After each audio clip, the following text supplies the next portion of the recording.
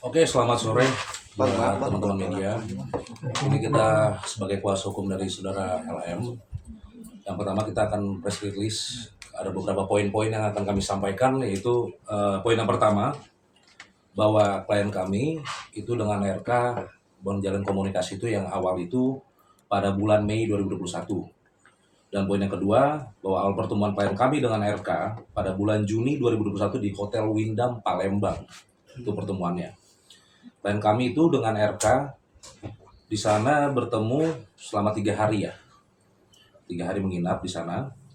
Setelah pertemuan 3 hari tersebut, komunikasi klien kami dengan RK itu berjalan dengan intens, dan di situ juga selama 2 minggu kurang ya, 2 minggu setelah komunikasi itu, klien kami itu mengabarkan bahwa dia sedang hamil, mengandung.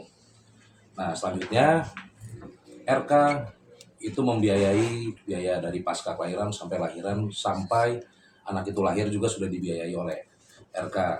Dan 8 bulan terakhir dari hari ini itu kurang lebih udah tidak dibiayai lagi. Makanya klien kami memeluap ini ke media. Kayak gitu, seperti itu kurang lebih teman-teman. Ada mau sampaikan lagi? Ya mungkin saya mau nambahin aja. Jadi pasti kan banyak bertanya selama ini RK itu dengan LLM komunikasi lewat apa gitu.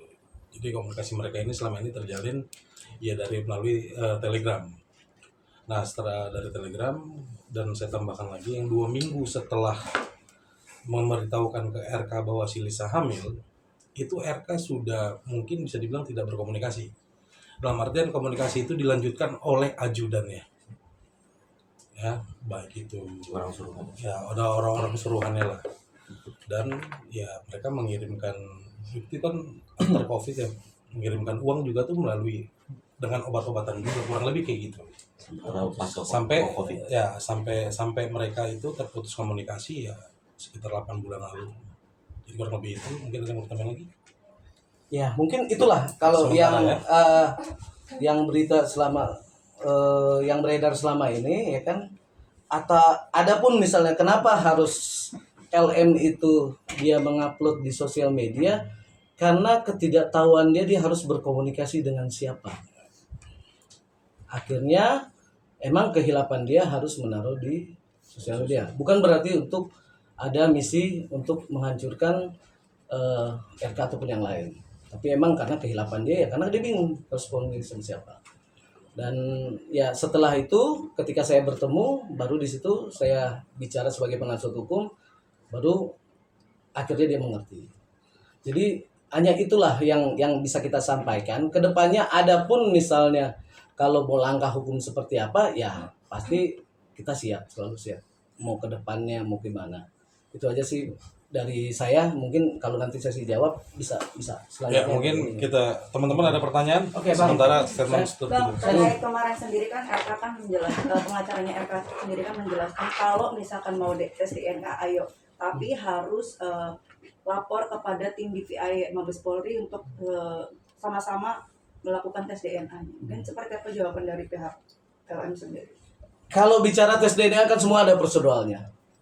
Semua kan ada bukan kayak kita tes DNA terus langsung segampang kayak kita mau cek kesehatan yang lain kan, ataupun apapun itu. Ada proseduralnya semua. Ya ada langkah-langkah hukum yang harus dijalankan ya. Selama itu prosesnya berjalan dengan sesuai prosedur hukum, ya ayo. Karena kan sebenarnya gini loh. Ini kan bukan konsumsi publik sebenarnya. Aib yang mereka pribadi gitu. Cuman ya karena mungkin beliau adalah mantan pejabat publik termasuk dengan LM, ya sudah emang keadaannya begini ya. Ya ayo, semua masing-masing bisa melakukan langkah hukum. Itu aja sih. Bang, sedikit Bang. Sebentar, Jin, saya mau nambahin. Tadi pernyataannya bagus. Sebenarnya gini, pernyataan dari RK itu kan melalui DVI ataupun pengadilan penetapan perintahnya kan, atau kesepakatan secara bersama. Sebenarnya gini, kami itu menyambut itikat baik sebetulnya. Ya dalam artian bahwa namanya upaya hukum itu semua orang Indonesia ini berhak ya, maksudnya mau lakuin upaya hukum perdata, pidana itu semua punya hak. Cuman yang kita mau buktikan di sini adalah bahwa statement yang di sosial media itu simpang siur. Dan sini baru ada kesempatan yang baik juga, baru kita bisa utarakan fakta-fakta yang ada di kita. Sama kalau misalkan dari sebelah bilang statement dia punya bukti, kita juga lebih banyak bukti kita. Banyak. yang akan kita beberkan di upaya hukum. Kita ada bukti otentik. Real. Otentik. Ada saatnya kita bukan. Nanti saya spill dikit-dikit ya, tapi nggak masuk kamera. Bang, sedikit bang. Itu kan perkenalan 2021 ya di Ya. Palembang bulan Mei tadi ya. Ya. Ya. Nah, Enggak, bukan bulan Juni. bulan Juni ya. Iya. Oke, bulan Komunikasi Juni. awalnya Nah, Mei. komunikasi awal. Ah, Komunikasi awal bulan Mei. Iya, komunikasi awal bulan Mei, lalu Iya. Juni Iya. 3 hari di Palembang kan. Iya. Oke. Boleh tahu nggak sih kelahiran anaknya sendiri itu di bulan apa, tahun berapa dan tanggal berapa? Tadi untuk kelahiran anak itu di 26 Januari 2022. 26 Januari 2022. Iya, 26 Januari 2022 untuk kelahiran anaknya. Oke. Kalau kita bicara logika sedikit perhitungan HPL Bang ya. Iya. Itu kan tidak masuk di akal. Iya, Dengan pertemuan bulan Juni ya. Oke, jadi menurut pengakuan dari klien kami, menurut LM, anaknya itu memang lahir lebih dulu, alias kayak prematur ya, 37 minggu ya. Tidak 4 minggu, lebih cepat. Lebih cepat.